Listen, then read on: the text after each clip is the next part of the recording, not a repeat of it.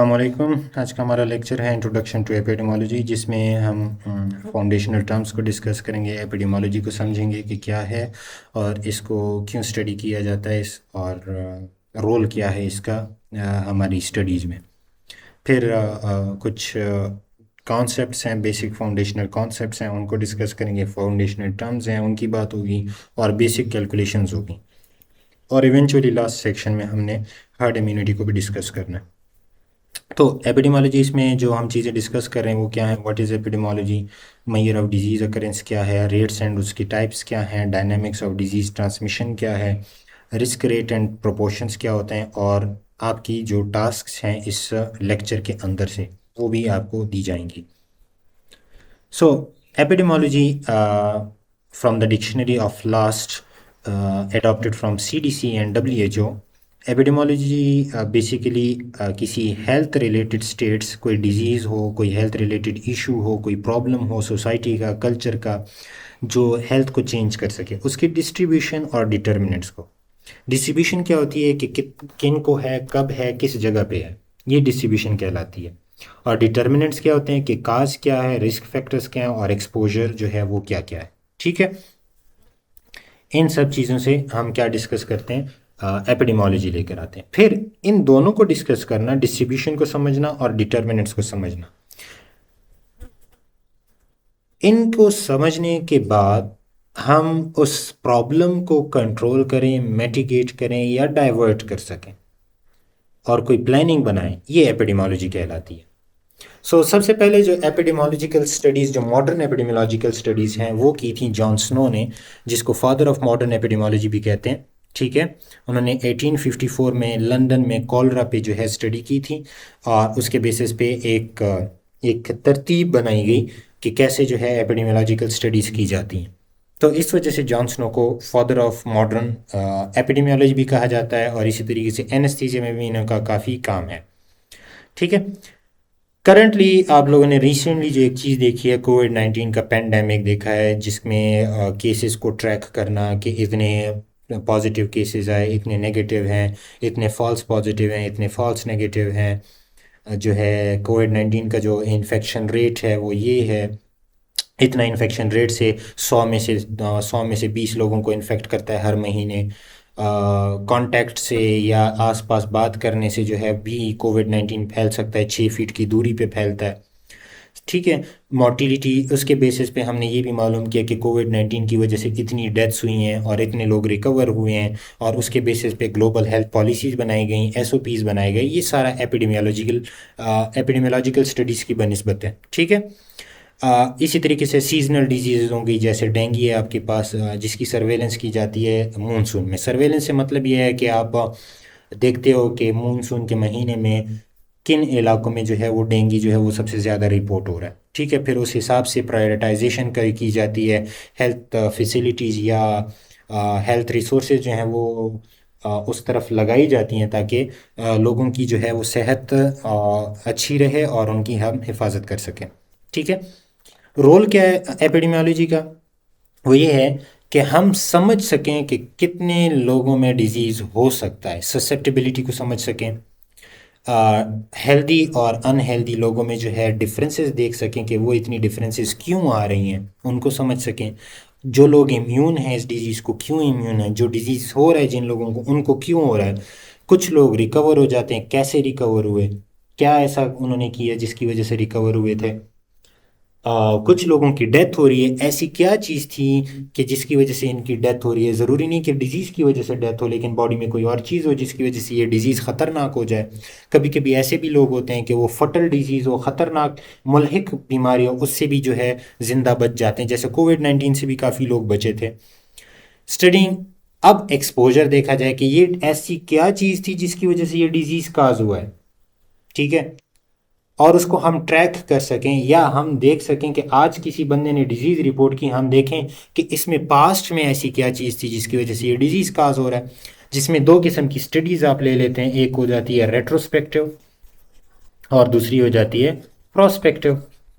Retrospective ये होता है कि आज आपने स्टडी स्टार्ट की है इस पॉइंट पे, और आप पास्ट में जा रहे हो और देख रहे हो कि पास्ट में ऐसी क्या चीज़ थी जिसकी वजह से ये डिज़ीज़ काज हुआ, यानी एक्सपोजर जो है वो पास्ट में है और आपकी स्टडी स्टार्ट हो रही है आज, तो इसको रेट्रोस्पेक्टिव स्टडी कहते हैं। और अगर आपने स्टडी आज स्टार्ट की, यानी एक्सपोज किया बंदे को, या एक्सपोज हो चुका है बंदा आज, और आप फ्यूचर में देखना चाहते हो कि इसको डिजीज़ कब होता है, ठीक है, तो इसको प्रोस्पेक्टिव स्टडीज़ कहते हैं। ये दो किस्म की स्टडीज़ जो हैं मेजर जो हैं की जाती हैं in past and in future, ठीक है। इसके अलावा जो है आप क्या देख सकते हैं इसमें, यूजेस क्या हैं इसके, ट्रैकिंग काउंट्स है, आर नॉट है। आर नॉट जो है reproduction rate of infectious agent है, रिप्रोडक्शन रेट ऑफ इन्फेक्शन या इन्फेक्शियस एजेंट। इसका ये मतलब नहीं कि इन्फेक्शियस एजेंट कितना रिप्रोड्यूस कर रहा है, इसका मकसद ये है, इसकी कॉन्सेप्ट ये है कि एक इन्फेक्शियस एजेंट हेल्दी लोगों में से कितने लोगों को इफ़ेक्ट कर रहा है, डिजीज़ काज कर रहा है उनमें, इसको आर नॉट बोलते हैं।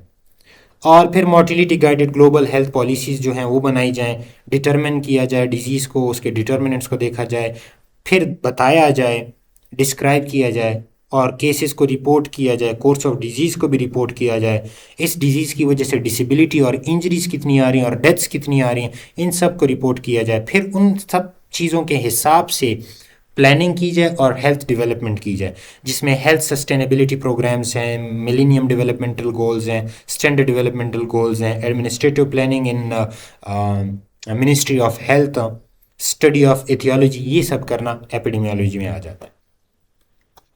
फिर एपिडेमियोलॉजी में फाउंडेशनल 5 W's हैं, जिसमें what, where, who, when, why and how. Why and how को कंबाइन किया जाएगा। अब व्हाट क्या, व्हाट बेसिकली प्रॉब्लम है, क्या प्रॉब्लम है, वो ज़रूरी नहीं कि डिजीज़ हो, वो प्रॉब्लम आप WHO की हेल्थ डिफिनीशन ले लें, जिसमें हम बात करते हैं well being, physically well being हो, मेंटल वेल बीइंग हो, सोशल वेलबीइंग हो, और समटाइम्स जिक्र किया जाता है स्पिरिचुअल वेलबीइंग का भी। अब ये 4 चीज़ें मौजूद हैं, इन चारों चीज़ों में कहीं ना कहीं प्रॉब्लम आ रही है, तो ये व्हाट होता है, क्या मसला है, इसको आइडेंटिफाई करना, व्हाट, ठीक है। सो फर्स्ट चीज़ जो है आइडेंटिफाइंग द प्रॉब्लम। सेकेंड चीज़ है कि प्रॉब्लम किन लोगों को, किन चीज़ों को ज़्यादा प्रॉब्लम है, वो पर्सन या इंडिविजुअल, या फिर कोई एनिमेट एंटिटी हो सकती है, एनिमल्स भी हो सकते हैं, ठीक है, इंसेक्ट्स भी इसमें हो सकते हैं, आपकी इन्वायरमेंट को इफेक्ट करने वाली चीज़ें। So what and who, what and who. फिर जगह को भी देखा जाएगा कि कौन सी जगह पे ये प्रॉब्लम ज़्यादा है, फिर कब ज़्यादा है, इसमें 3 बातें होंगी, कब, कब तक और कब से, ठीक है। फिर आ जाएगा वाई, क्यों और कैसे, उसमें आपने एथियोलॉजी देखनी है, यानी काजेज देखने हैं, रिस्क फैक्टर्स देखने हैं, वो फैक्टर्स भी देखने हैं जिसकी वजह से ये बच भी सकते हैं, और मोड ऑफ ट्रांसमिशन, कैसे ये फैला है, इन चीज़ों को देखा जाता है। फिर आपको मैंने पहले बोला था कि birth of epidemiology, modern epidemiology है वो जॉन स्नो है, फादर ऑफ एपिडेमियोलॉजी, जो 1854 में उन्होंने काम किया था कॉलरा में, कॉलरा पे, ठीक है। लंदन में 1854 में ऐसा हुआ था कि कॉलरा आउटब्रेक हुआ था, कॉलरा मौजूद था लेकिन अचानक से फैल गया, ज़्यादा हो गया। अब उसकी वजह से क्या हुआ कि जॉन स्नो ने क्या किया कि मुख्तलिफ हॉस्पिटल्स में गया, उनका रिकॉर्ड्स देखा, उन रिकॉर्ड्स में लोगों का जिन्होंने कोलरा पॉजिटिव जिनको डायग्नोज हुआ था, उन लोगों के इलाकों को देखा। फिर एक मैप बनाया जो एक्चुअल ग्लोबल जियोग्राफिक मैप था, उस मैप पे पॉइंट्स डाले कि कौन कौन सी जगह से, जिस जगह पे कॉलरा डायग्नोज हुआ था उस सिटी या टाउन या बिल्डिंग्स पे उसने डॉट्स लगाए। अब उसने देखा कि लंदन में सोहो में सबसे ज़्यादा जो थे वो कॉलरा के केसेस थे। फिर वो सोहो गया, सोहो पहुंचते वहाँ पे उस सोहो के इलाके का मैप लिया टाउनशिप का, उसमें उसने फिर डॉट्स लगाए, उसमें मुख्तलिफ जगहों पे हैंड पंप्स लगे हुए थे, लेकिन एक जो हैंड पंप था ब्रॉड स्ट्रीट हैंड पंप, वहाँ पे कॉलरा के केसेस सबसे ज़्यादा थे। तो उसने टाइम भी देखा 1854, मंथ भी देखा उसने, जगह भी मालूम की गई और उस जगह के लोगों को भी मालूम किया। तो व्हाट, वेयर, हु, ये 3 चीज़ें उसको मालूम। फिर हाउ एंड वाई वो देखा। वो कैसे हुआ कि वो जैसे ही पहुंचा तो उसे पता चला कि भाई ब्रॉड स्ट्रीट जो पंप है, ब्रॉड स्ट्रीट जो एरिया है, उसका जो हैंड पंप है, उसके आसपास के लोग जो हैं उनको कॉलरा सबसे ज़्यादा हो रहा है। तो उसने वेयर भी पहचान लिया एग्जैक्टली और हाउ एंड वाई भी देख लिया। कैसे कि उस पंप का पानी कंटामिनेटेड था, जिसकी वजह से लोग क्या थे, कॉलरा में मुब्तला होते जा रहे थे। और 500 लोगों की डेथ हुई थी 10 दिन के अंदर। उसने सारे एस्पेक्ट्स देखे। अब उसने क्या किया कि ब्रॉड स्ट्रीट पंप को बंद कर दिया। जैसे ही बंद कर दिया, जिन लोगों को कॉलरा था वो तो था, लेकिन अब पानी जो है वो कि और रूट से लोगों को सेफ साफ पानी मिल रहा है। ठीक है। और सैनिटेशन सिस्टम भी बराबर किया। तो तब जाके देखा कि कॉलरा के जो है वो इंसिडेंस रेट जो था वो डिक्रीज हो गया। अब मजीद कॉलरा के केसेस नहीं आ रहे। ये एपिडेमियोलॉजिकल स्टडी है। अब एपिडेमियोलॉजिकल स्टडी में डिस्क्रिप्टिव है और एनालिटिकल, ये ब्रॉडर स्टडीज़ हैं। यहाँ पे आपने शुरू में देखा कि 500 लोग की डेथ हुई 10 दिन के अंदर, और उसने स्पॉट्स बनाए कि इस इलाके में इतने लोगों को इतने दिन के अंदर जो है कॉलरा सबसे ज़्यादा हुआ। ये डिस्क और इस वजह से हुआ, ये डिस्क्रिप्टिव है। अब इस वजह को प्रूव करना है कि वाकई ऐसा था, इस हाइपोथेसिस को प्रूव करना है। तो डिस्क्रिप्टिव स्टडीज में हमने सिर्फ क्या किया, डिस्ट्रीब्यूशन को बताया कि मेल में ज्यादा था, फीमेल में ज्यादा था, बच्चों को था, बड़ों को था, या एक खास इलाके में सबसे ज्यादा था। ठीक है, किसी खास इलाके में सबसे ज्यादा था, तो उस हिसाब से उन्होंने जो है वो डिस्क्राइब किया। ये डिस्ट्रीब्यूशन हो गई। अब प्रूफ किया कि ब्रॉड स्ट्रीट का जो पंप है उसकी वजह से कॉलरा सबसे ज्यादा हो रहा है। उसने प्रूफ किया। ये एनालिटिकल एपिडेमियोलॉजी में आ जाएगा। काज को मालूम किया और उसके हिसाब से एक्सपोजर को और एक्सपोजर को मिटिगेट किया। ये एनालिटिकल एपिडेमियोलॉजी में आ जाएगा। अब next section of this lecture is measure of disease occurrence, जिसमें इंसिडेंस, प्रेवलेंस और रेट्स वगैरह ये सारी चीजें हैं। ठीक है। सो इंसिडेंस क्या होता है, मयरिंग न्यू केसेस। आपके पास केसेस आ रहे हैं, आपने स्टडी एक पॉइंट पे स्टार्ट की। For example you have started a study at this point.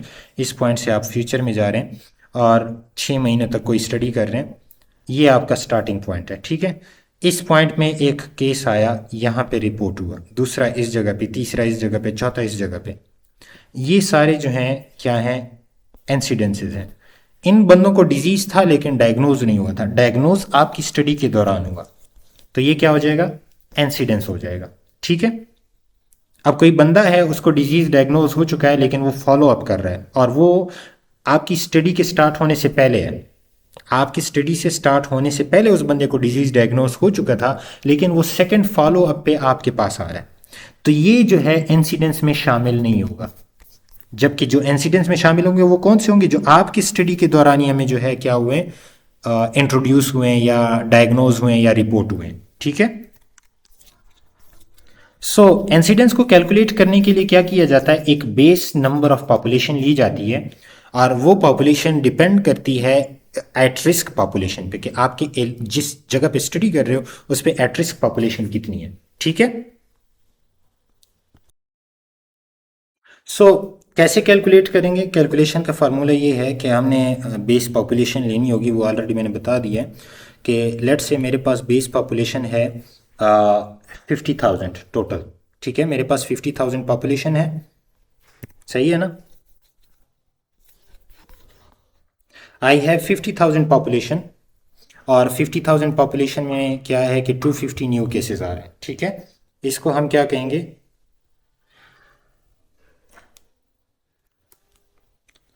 इसको हम क्या कहेंगे कि 250 न्यू केसेस डेंगू के मुतारुफ डायग्नोज हुए 50,000 लोगों में, लेकिन हमने इसको इंसिडेंस में कन्वर्ट करना है, तो हमने बेस पॉपुलेशन 1000 में ले लेनी है। ठीक है, तो हम कैसे करेंगे कि पहले 250 डिवाइडेड बाय 50,000 करेंगे, मल्टीप्लाइड बाय 1000 कर लेंगे। पहले हमने 250 को डिवाइड करना है 50,000 पे, जिससे हमें अंदाज़ा हो जाता है कि एक महीने के अंदर, चूंकि एक महीने की बात हो रही है, तो एक महीने के अंदर टोटल जो हैं 5 न्यू केसेस आ रहे हैं 1000 लोगों में। यानी हम इसको बात ऐसे डिस्क्राइब करते हैं कि एक महीने के अंदर 1000 लोगों में से 5 लोगों को जो है वो डेंगू हुआ है।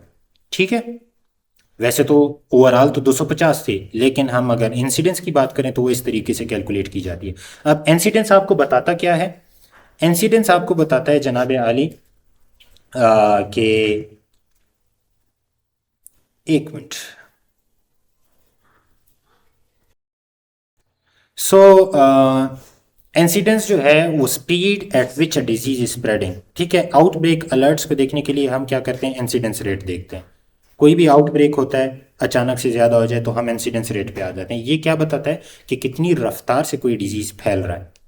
अब नेक्स्ट जो चीज़ इसके बाद आती है वो है हमारे पास प्रेवलेंस। अब प्रेवलेंस क्या है, measure of all existing cases, यानी ओल्ड प्लस इंसिडेंस में तो हम न्यू केसेस लेते थे, यहां पे ओल्ड प्लस न्यू दोनों होंगे। यानी आपकी स्टडी पॉइंट ये है, ठीक हो गया। ये स्टडी पॉइंट है आपका, यहां से स्टार्ट हो रही है स्टडी, इससे पहले कोई केस था, इसके बाद कोई केस आ रहा है, ये दोनों कंबाइन करेंगे तो आप क्या कहेंगे, इसको प्रेवलेंस कहेंगे, ठीक है। इन दोनों को जब हम क्या कहेंगे, कंबाइन करेंगे तो हम प्रेवलेंस कहेंगे। अब कैलकुलेट कैसे किया जाता है, इंसिडेंस को पर 1000, पर 100, पर 10,000, पर 100,000, इस तरीके से हम कैलकुलेट करते हैं। जबकि प्रेवलेंस जो होता है उसको हम परसेंटेज में लेकर आते हैं। कैसे होता है कि ऑल एग्जिस्टिंग केसेस यानी old plus new both divided by total population at that time. लेकिन ये पॉपुलेशन तमाम पॉपुलेशन नहीं होगी, ये वो वाली पॉपुलेशन होगी जो आपकी स्टडी का हिस्सा है।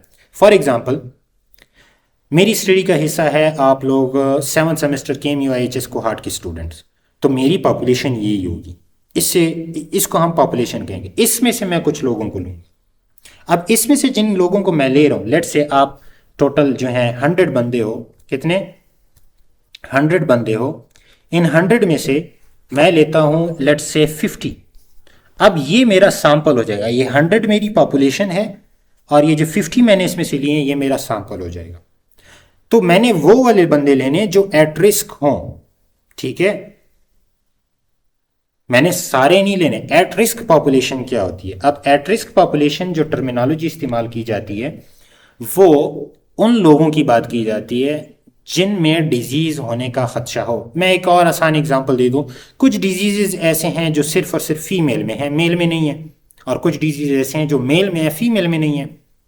तो अगर मैं कहूं कि प्रोस्टेट कैंसर है, प्रोस्टेट तो फीमेल में नहीं है, मेल में है, तो मेरी एट रिस्क पॉपुलेशन मेल होंगे। अब मेल में किन लोगों को प्रोस्टेट कैंसर ज्यादा होता है, वो होता है अधीड़ उम्र के लोग, उनको ज्यादा प्रोस्टेट कैंसर होता है। तो अब मेरी एट रिस्क पॉपुलेशन अधीड़ उम्र के लोग हैं, न कि यंगर पीपल।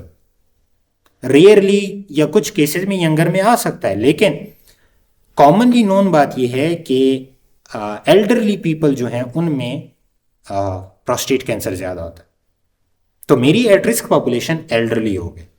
तो ये बात टर्म्स जो हैं आपके जहन में हो। So old plus new both cases divided by population at risk at that time.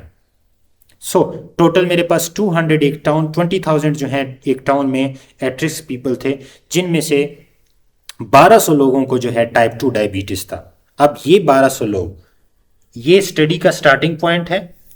कुछ लोग स्टडी के बाद में आए थे, डायग्नोज हुए, कुछ लोग स्टडी से पहले डायग्नोज हो चुके थे, यानी इस पॉइंट पे डायग्नोज हुए थे, इस पे भी अब ये आपकी स्टडी में शामिल हो रहे हैं। और कुछ नए केसेस आपने किया HB, वो कहते हैं कि भाई मुझे तो डायबिटीज नहीं है, लेकिन आप करते हो HbA1c वगैरह करते हो तो उनका हाई आ रहा होता है, जिसकी वजह से आप कहते हो कि भाई इनको शुगर है, इनको टाइप 2 है या टाइप 1 वगैरह आप डायग्नोज कर लेते हो। सो ओल्ड केसेस आपकी स्टडी से पहले वाले वो, और न्यू केसेस आपकी स्टडी के दौरानिया में जो आए थे, जो डायग्नोज हुए थे, फर्स्ट टाइम डायग्नोज हुए थे, ये प्रेवलेंस में आ जाए। कैसे कैलकुलेट करोगे, all existing cases divided by total population at that time multiplied by 100, और इस तरीके से आपके पास परसेंटेज में आपने मालूम कर लेना। अब प्रेवलेंस बेसिकली बताता क्या चीज है, प्रेवलेंस हमें बताता है बर्डन ऑफ ए डिजीज, किसी इलाके, किसी सोसाइटी, कल्चर, कंट्री पे एक डिजीज का बर्डन कितना है,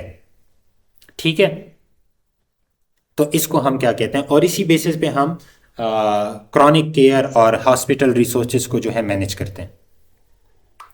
इसके बाद जो चीज़ें हमारे पास आ रही हैं वो कॉन्सेप्ट है एक टैंकी की, पानी की टैंकी है। पानी की टैंकी में क्या मिसाल क्या है इसकी, मिसाल ये है कि पानी में मौजूद जो टैंकी में जो मौजूद पानी है ये एग्जिस्टिंग केसेस है, और जो टैंकी में आप पानी डाल रहे हो वो इंसिडेंस होता है। अब इंसिडेंस भी प्रेवेलेंस का हिस्सा बन जाता है। अब पानी जो टैंकी से निकाल रहे हो वो या तो रिकवरी होती है, मतलब पेशेंट हेल्दी हो जाता है, या फिर डेथ्स होती हैं, या फिर माइग्रेट कर जाते हैं, इलाके को छोड़ जाते हैं, आपकी स्टडी को छोड़ जाते हैं। आप स्टडी के बीच में वो कहते हैं कि भाई मैंने मजीद आपकी स्टडी में हिस्सा नहीं लेना, मैं जा रहा हूं यहां से, ठीक है, वो चला जाता है। तो प्रेवेलेंस जो है वो रिकवरी और डेथ्स की वजह से इफेक्ट हो सकता है, रिकवरी और डेथ्स की वजह से इफेक्ट हो सकता है, जबकि इंसिडेंस ओनली इफेक्ट्स जो है वो इम्यूनिटी की वजह से होता है। So incidence fills it, recovery and deaths drain it. Prevalence जो है वो किसकी वजह से ज्यादा हो सकता है? रिकवरी और डेथ की वजह से प्रेवेलेंस कम हो जाती है, लेकिन इंसिडेंस की वजह से प्रेवेलेंस ज्यादा हो जाती है। अलबत्ता कोई डिजीज है, उसका नॉर्मल ड्यूरेशन कोई 14-15 दिन है, लेकिन वो 14-15 दिन से ज्यादा होता जा रहा है, 1 महीना तक चला जाता है, 2 महीने तक चला जाता है, तो भी प्रेवेलेंस ज्यादा होगी। जैसे कि नीचे फार्मूले में दिया गया है कि prevalence is equal to incidence multiplied by average duration of a disease. अगर duration of a disease decrease हो रहा है तो प्रेवेलेंस भी डिक्रीज होगी, और अगर ड्यूरेशन ऑफ डिजीज इंक्रीज हो रहा है तो प्रेवेलेंस भी इंक्रीज होगी। सो और कोर मैयर्स क्या क्या है, जो कोर जिसके बेसिस पे हम मैयर्स करते हैं, उसमें रेट है, रिस्क है और प्रोपोर्शन है। रेट में टाइम बाउंडनेस है, रिस्क में टाइम इंप्लाइड होता है, बाउंड नहीं होता लेकिन इंप्लाइड होता है, हम जिक्र सिर्फ करते हैं। प्रोपोर्शन में टाइम का जिक्र नहीं है, जबकि प्रोपोर्शन में होता क्या है कि एक किस्म से रेशो लेना होता है। प्रोपोर्शन बेसिकली रेशो है इन परसेंटेज, रेट भी रेशो है लेकिन टाइम बाउंड है। रिस्क क्या है? रेशो है पर इसमें टाइम सिर्फ इंप्लाइड है, सिर्फ जिक्र होता है कि एक टाइम के अंदर की बात कर रहा है, ठीक है। मैयर रेट क्या होगा कि measures how fast new events अकर, मतलब कितनी तेजी से कोई नया वाकया हो रहा है, कितने लोगों में हो रहा है, ये आपका रेट कहलाता है। आगे एग्जांपल देता हूं मैं। रिस्क क्या होता है कि risk basically chances of developing a certain condition या developing a disease for a specific period of time. एक स्पेसिफिक पीरियड ऑफ टाइम में कोई बंदा जो है कोई डिजीज को कॉन्ट्रैक्ट कर सकता है, इसको हम रिस्क कहते हैं। प्रोपोर्शन क्या होती है? प्रोपोर्शन ये होती है कि एक बड़ा सा आपके पास कोई चीज है, उसमें कोई छोटा सा हिस्सा, एक कंटेनर पड़ा हुआ है, उस कंटेनर में पानी है, पानी का एक गिलास उससे ले लेते हैं, बस ये एक गिलास उस टोटल पानी का प्रोपोर्शन है, ठीक है। डेफिनेशन ये है कि नॉमिनेटर डिनोमिनेटर में शामिल होगा, ठीक है, जबकि रेट में डिनोमिनेटर में टाइम शामिल होगा, सही है ना। यहां पे डिनोमिनेटर में टाइम भी शामिल होगा, पर्सन भी शामिल होगा, जबकि प्रोपोर्शन में सिर्फ और सिर्फ इसमें टाइम हम एक्सक्लूड करेंगे, रेट में टाइम इंक्लूड नहीं है, एम्प्लॉयड है सिर्फ। सो यहां पे देखें जरा आप, टाइम इंक्लूजन रेट में यस, पर्सन टाइम पे हम बात करेंगे, रिस्क में एम्प्लॉयड होगा, फार्मूले में शामिल नहीं है, प्रोपोर्शन में बिल्कुल भी नहीं है, ना फार्मूले में है ना एम्प्लॉयड है। अलबत्ता रेंज क्या होगी रेट की? 0 से इन्फिनिटी तक जा सकता है। रिस्क जो है वो 0 से 1 के दरमियान होगा, यानी डिसिमल में होगा या 1 होगा या 0 होगा। प्रोपोर्शन जो है वो 0 से 100% के दरमियान होता है। एग्जाम्पल आपको दी गई है कि 12 न्यू फ्लू केसेस पर 100% पर मंथ। एक महीने में 1000 लोगों में, सॉरी ये 1000 है, एक महीने में 1000 लोगों में 12 केसेस जो हैं वो फ्लू के नए जो हैं वो डायग्नोज हुए। रिस्क को जरा देखें, 10 स्मोकर्स हैं, 10 के 10 जो हैं लंग्स डिजीज के लिए एट रिस्क है, लेकिन उनमें से सिर्फ 3 लोग जो हैं वो क्या कर लेते हैं, डिजीज कॉन्ट्रैक्ट कर लेते हैं। तो इसको क्या कहेंगे, 3 डिवाइडेड बाई 10, 0.3 आ जाएगा। ये 1 से अबव कभी भी नहीं होगा, risk will not be above 1, below 1 होगा या 1 होगा। अब जितना रिस्क ज्यादा होगा उतना वो 1 के करीब जाता जाएगा, यानी 0 से 1 के करीब मैं जाता जा रहा हूं तो रिस्क बढ़ता जा रहा है, 1 से 0 की तरफ आ रहा हूं तो रिस्क घटता जा रहा है। प्रोपोर्शन क्या है? प्रोपोर्शन 0 to 100% है। अब आपके हॉस्पिटल में, क्लिनिक में मेल फीमेल दोनों आते हैं, अब आप देखते हो कि उनमें से मेल कितने थे, फीमेल कितने थे, या मेरी क्लास में मेल फीमेल दोनों हैं, आप लोगों की क्लास में मेल फीमेल दोनों हैं, इनमें से मैं मेल की परसेंटेज निकाल लूँ तो मैं मेल की काउंट डिवाइडेड बाय टोटल का स्टूडेंट्स, तो टोटल स्टूडेंट्स में तो मेल फीमेल दोनों शामिल हैं। हमने डिफिनीशन में ऑलरेडी कहा कि nominator is part of the denominator, यानी when I divide number of males divided by number of total students तो उसमें मेल फीमेल दोनों शामिल होते हैं। तो हमारे पास 40% clinic patients are female. So rate has a clock in it, risk is a probability, यानी चांस है कि आया ये डिजीज मुझे लगेगी या नहीं, जबकि प्रोपोर्शन क्या है, एक पिज़्ज़ा है और उसमें एक छोटा सा स्लाइस आपको दिया गया है।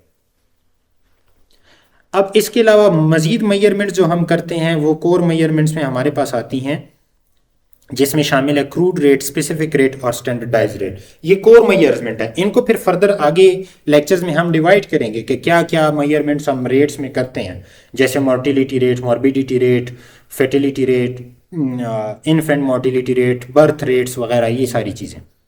सो क्रूड रेट क्या होता है? क्रूड रेट में एज, जेंडर या किसी भी फैक्टर को स्पेसिफाई या एडजस्ट नहीं किया जाता, हम जनरलाइज्ड बात करते हैं। जैसे क्रूड मोर्टिलिटी रेट हो गया या क्रूड डेथ रेट हो गया, उसमें यह है कि एक साल के अंदर 1000 लोगों में से 7 लोगों की डेथ हो रही है। वी डोंट केयर मेल हैं फीमेल हैं, वी डोंट केयर बड़े हैं छोटे हैं, बस हम डेथ्स की बात कर रहे हैं, ठीक है। स्पेसिफिक रेट में अब स्पेसिफाई किया जाता है कि मेल हैं, फीमेल हैं, बच्चे हैं, बूढ़े हैं, बीमार हैं, प्रेग्नेंट हैं, नॉन प्रेग्नेंट हैं, कोई और केसेस हैं, सर्जरी की वजह से किसी सर्जरी में स्पेसिफिक डेथ्स हो रही हैं, जैसे हम बोले कोलिसिस्टेक्टमी मोर्टिलिटी रेट, अपनी तरफ से एक नाम लें, कोई डिजीज है उसमें मोर्टिलिटी रेट बोल दें, ठीक है। तो ये स्पेसिफिक हो जाता है। जैसे एक एग्जांपल दीजिए, infant mortality rate, deaths under age 1 पर 100,000 लाइव बर्थ्स या 1000 लाइव बर्थ्स। अब मैं यहां पे ये नहीं कह सकता कि डेथ्स अंडर एज 1 पर 1000 पॉपुलेशन, नहीं, ऐसे नहीं करूंगा।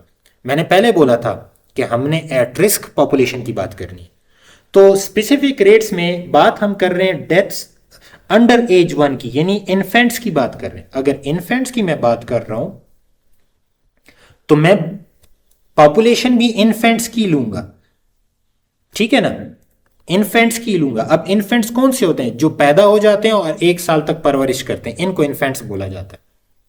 सो डेथ्स में क्या लूंगा? अब इसमें डेथ्स भी स्टिल बर्थ्स की नहीं होंगी, उन बच्चों की डेथ्स लेंगे जो पैदा होते ही 1 साल के अंदर या 2 महीनों में या 3 महीनों में या 6 महीनों में या 12 महीने से पहले मर जाते हैं, उनकी डेथ्स हम लेंगे, ठीक हो गया। और इसी तरीके से एट रिस्क लोग भी वही लेंगे। वो कौन से होंगे? वो लाइव बर्थ्स होंगे। लाइव बर्थ से मतलब जो पैदा होते हैं और जिंदा होते हैं, ठीक है। सो मैं क्या कर रहा हूं कि deaths of under age 1 divided by 1000 live births, मतलब 1000 जिंदा पैदा होने वाले बच्चों में से कितने बच्चे मर रहे हैं, इसको इन्फेंट मोर्टिलिटी रेट कहेंगे। उम्र को हमने स्पेसिफाई कर दिया है, उनकी एज को स्पेसिफाई कर दिया, तो स्पेसिफिक रेट। स्टैंडर्डाइज्ड या एडजस्टेड रेट कंपैरिजन के लिए किया जाता है। अक्सर जो है सोसाइटीज़ और कल्चर्स और कंट्रीज़ में एथनिकल डिफरेंसेस होती हैं, जेनेटिक डिफरेंसेस होती हैं, एज वाइज डिफरेंसेस होती हैं। जैसे पाकिस्तान में एक्सपेक्टेंसी मेल की 60 है, फीमेल की 65 है, जबकि जापान में इससे ज़्यादा है, ठीक है। अब मुझे याद नहीं, लेकिन जापान में ज़्यादा है। तो हम देखना चाहते हैं कि पाकिस्तान में किस एज में कैंसर ज़्यादा है और इसको कंपेयर करना चाहते हैं कि जापान में किस एज में कैंसर सबसे ज़्यादा होता है। तो इसको बोलते हैं स्टैंडर्डाइज्ड एज एडजस्टेड रेट्स।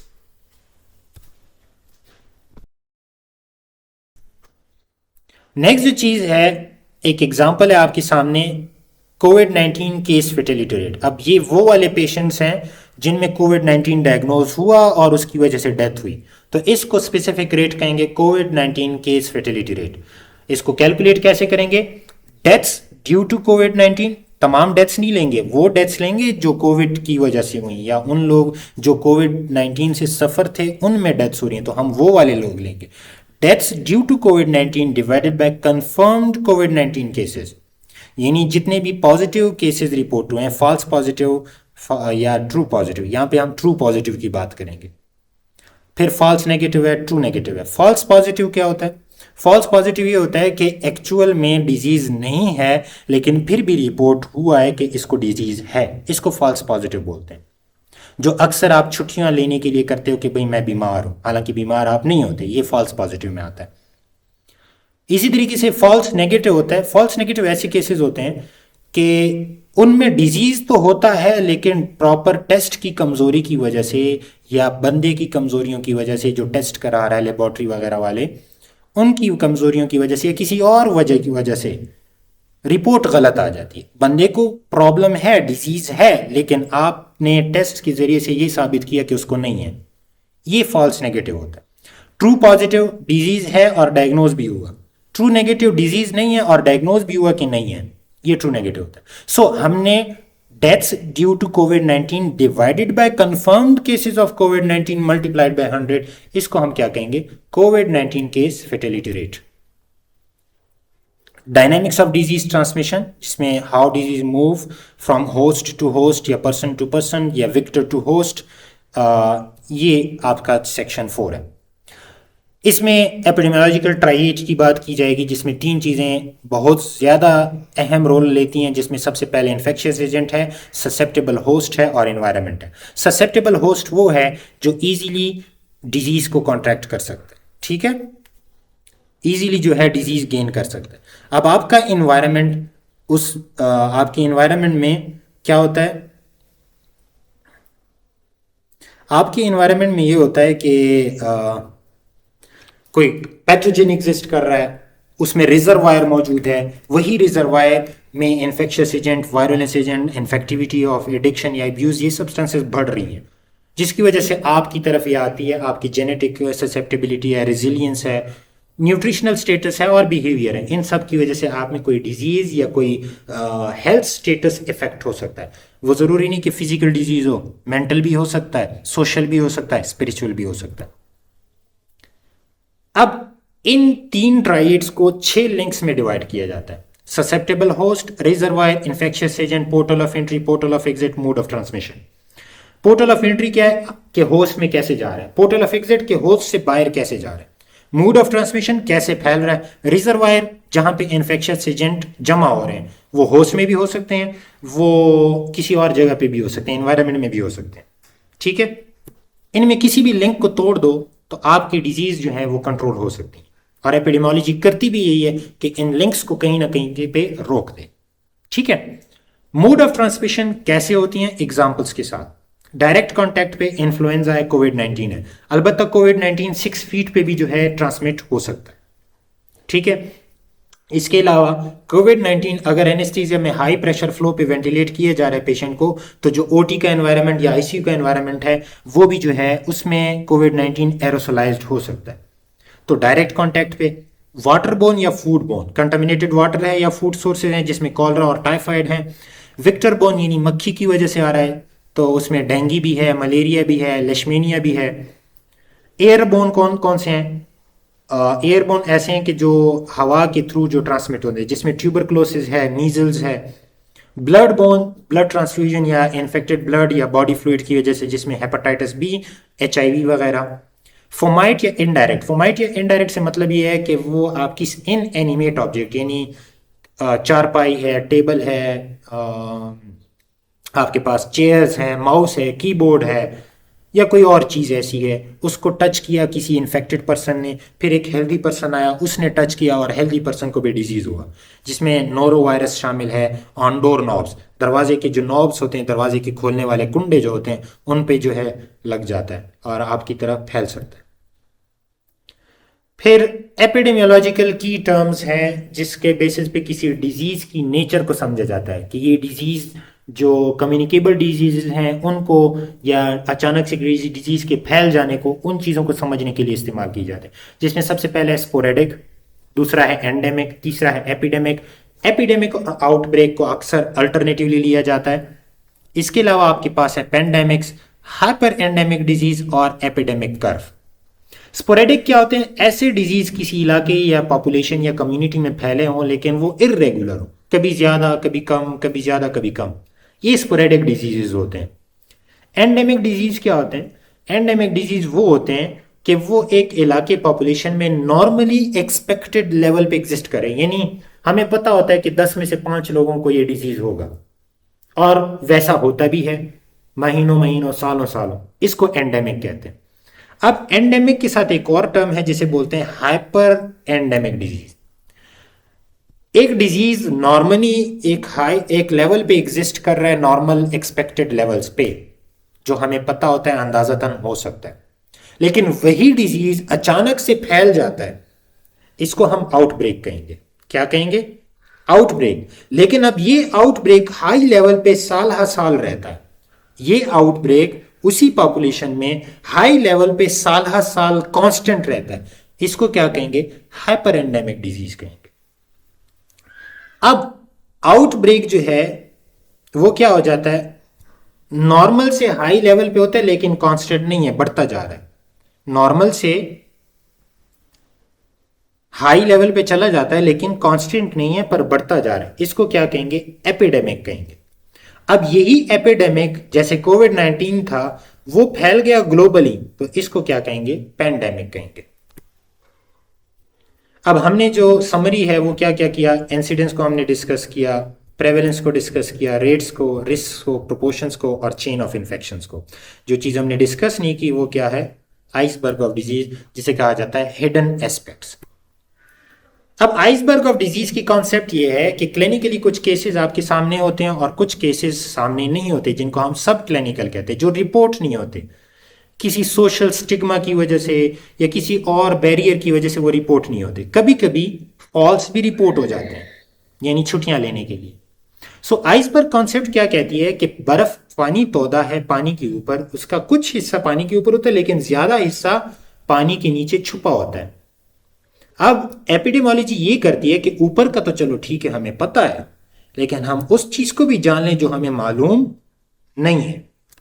जैसे कभी कभी ऐसा होता है कि ट्यूबरकुलोसिस कुछ लोगों में मौजूद होता है लेकिन क्लिनिकली वाजे नहीं होता, डायग्नोज नहीं हो पाता। हम वो तरीक़ेकार लेकर आए जिसकी वजह से हम सब क्लिनिकल, यानी ऐसे ट्यूबरकुलोसिस जिसके साइन एंड सिम्टम्स ना हो लेकिन हमें पता चल जाए कि इस बंदे को ट्यूबरकुलोसिस हो सकता है और हम उसको पहले से ही ट्रीट कर लें। तो आइसबर्ग कॉन्सेप्ट ये है कि हम हिडन एस्पेक्ट ऑफ डिजीज को क्या करें? उजागर करें और वहां से तशरीस और ट्रीटमेंट शुरू कर लें। फिर आइसबर्ग की बाद आ जाती है बात प्रिवेंशन एंड कंट्रोल की। प्रिवेंट कैसे करोगे, कंट्रोल कैसे करोगे? सो प्रिवेंशन एंड कंट्रोल को जो है 4 स्टेजेस में डिवाइड किया जाता है। एक प्राइमोडियल स्टेज है, एक प्राइमरी प्रिवेंशन है, सेकेंडरी प्रिवेंशन एंड केयर है और टर्शियरी प्रिवेंशन एंड केयर है। इन 4 में हम डिवाइड करते हैं। फेजेस जो है वो भी 4 हैं। एक एथियोलॉजिकल फेज है, जो प्राइमोडियल प्रिवेंशन और प्राइमरी प्रिवेंशन है वो एथियोलॉजिकल फेज में आता है, जिसमें आप क्या करते हो कि सोशल और environmental determinants as well as risk and protective factors को समझते हो, उसके बेसिस पे प्रिवेंशन के तरीकेकार इख्तियार करते हो।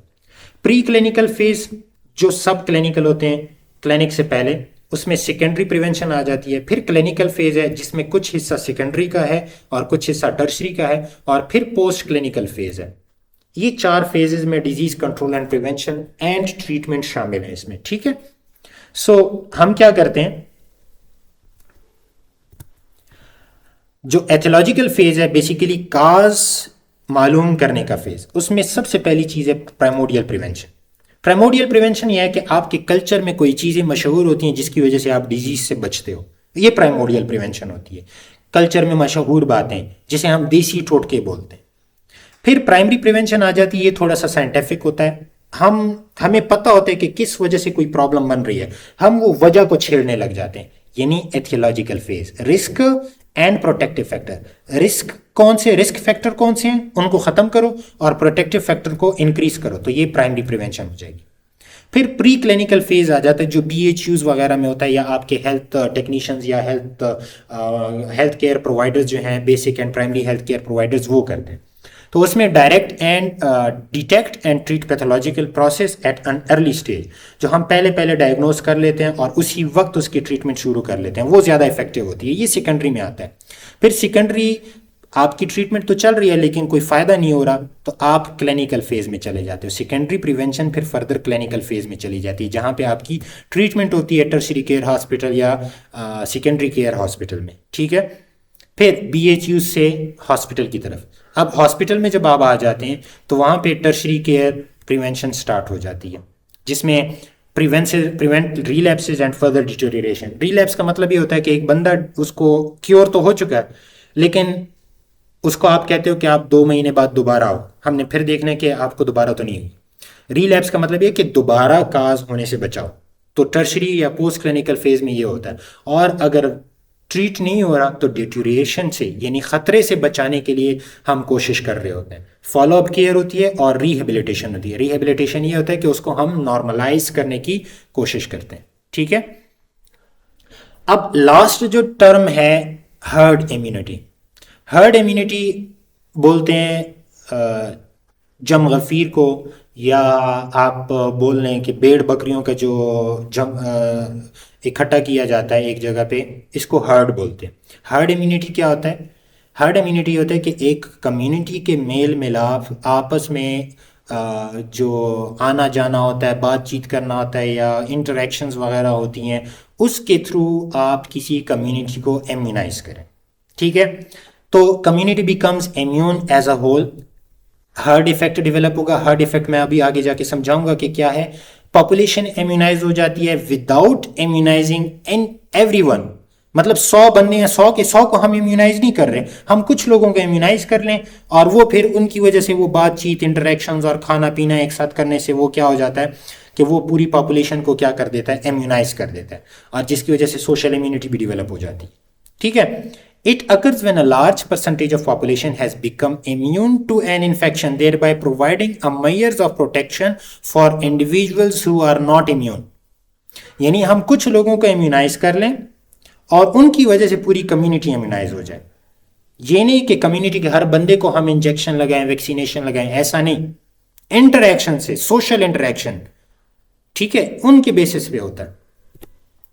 जैसे यहां पे देखें, आपको एग्जांपल दी गई है कि ये ब्लू कलर में जो है हेल्दी हैं, इम्यूनाइज्ड नहीं है। येलो कलर में इम्यूनाइज्ड हैं और हेल्दी हैं। रेड कलर में इन्फेक्टेड हैं, नॉट इम्यूनाइज्ड है। अब ब्लू कलर में कुछ लोग इम्यूनाइज जो थे अनहेल्दी थे, उनकी वजह से सारे अनहेल्दी हो गए, कंटेजियस डिजीज था। एक और फेज आपको दिया गया, उसमें यह है कि इन ब्लू कलर में कुछ लोगों को हमने क्या किया, इम्यूनाइज कर दिया, और 2 बंदे जो थे स्टिल उनको डिजीज था। हुआ ये कि ज़्यादातर लोग जो थे वो क्या हुए, उनको डिजीज़ हुआ, और कुछ लोग हेल्दी रह गए, कुछ लोग इम्यूनाइज्ड रह गए। फिर कभी कभी बाद में क्या होता है कि आहिस्ता आहिस्ता इस ज़्यादा तादाद में, पहले वाले में तो हमने 5-6 को किया, जिसकी वजह से सिर्फ वही 5-6 बंदे जो थे इम्यूनाइज थे, बाकी जिनमें पैथोलॉजी काज हो गई। लेकिन हमने इतने नंबर ऑफ पीपल को इम्यूनाइज करना है कि वो पूरी कम्युनिटी को सेफ रख सकें। तो हमने ज़्यादा, इसको बोलते हैं हर्ड इम्यूनिटी लेवल या हर्ड इम्यूनिटी थ्रेशोल्ड। यानी पॉपुलेशन में कम से कम इतने लोगों को इम्यूनाइज किया जाए कि वो पूरी कम्युनिटी को इम्यूनाइज कर सकें। ठीक है। With social interaction, not by vaccination. ठीक है। यहां पे देखें कैसे कैलकुलेट किया जाता है। ये फार्मूला है आपके पास, herd immunity threshold 1 - 1 divided by R naught. 1 divided by R naught को आपने कहने पहले करना है। आर नॉट क्या चीज है, ये मैंने पहले आपको बताया कि आर नॉट जो है वो reproduction rate of infectious agent है। इसकी कॉन्सेप्ट क्या है कि एक डिजीज, इन्फेक्शियस डिजीज जो है, देखें, it measures how contagious an infectious disease is by estimating the average number of people one infected person will spread. ठीक है। मतलब यह है कि एक इन्फेक्टेड बंदा कितने लोगों में इन्फेक्शन को स्प्रेड करेगा, इसको आर नॉट कहते हैं। इसको क्या कहते हैं, आर नॉट। एक इन्फेक्टेड बंदा कितने लोगों में इन्फेक्शन काज करेगा। ठीक है। फिर आपके लिए वैल्यूज दी हुई हैं, उससे आपने कैलकुलेट करना है। ठीक है। आर नॉट की वैल्यू पुट कर लेना है, 1 minus into 1 divided by R naught. 1 divided by R naught पहले करोगे, फिर 1 माइनस करोगे, फिर मल्टीप्लाइड बाय 100 करोगे।